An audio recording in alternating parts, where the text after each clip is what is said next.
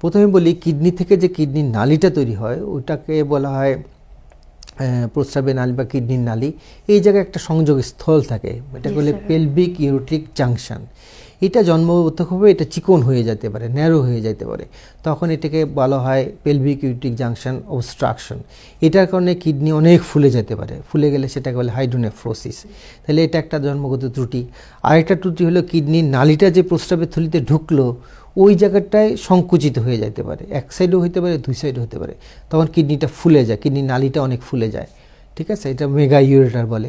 আবার অনেক সময় থাকে কিডনি নালীর ওই জায়গাটা নর্মাল যে মানুষ যখন প্রস্রাব করে প্রস্রাবের রাস্তাটা ওপেন থাকে, এই কিডনি নালী দুটো বন্ধ হয়ে যাওয়ার কথা, এই দুটি বন্ধ হচ্ছে না, তার মানে প্রস্রাব করার সময় এদিকেও কিছু পেশাব উপরের দিকে চলে আসতে পারে, তখন এটাকে বলে ভেসিক ইউরেট্রিক রিফ্লাক্স, এটা হতে পারে। আবার আমরা যখন প্রস্রাবের থলি থেকে পেশাবের রাস্তা তৈরি হইলো, এই জায়গায় যে পুরা পেশাবের রাস্তাটা, পুরুষ বাচ্চার ক্ষেত্রে পুরা প্রস্রাবের রাস্তা বা ইউরেথ্রাটাকে দুই ভাগ করা হয়, অ্যান্টেরিয়র অ্যান্ড পোস্টেরিয়র, মানে পেশাবের থলি থেকে কাছাকাছি অংশটাকে পোস্টেরিয়র, এর পরেরটাকে আমরা অ্যান্টেরিয়রটা বলে থাকি। এই দুইটা সংযোগস্থলে একটা পর্দা থাকতে পারে, এটা গেলে পোস্টেরিয়র ইউরেথ্রাল ভালভ, এটা থাকতে পারে।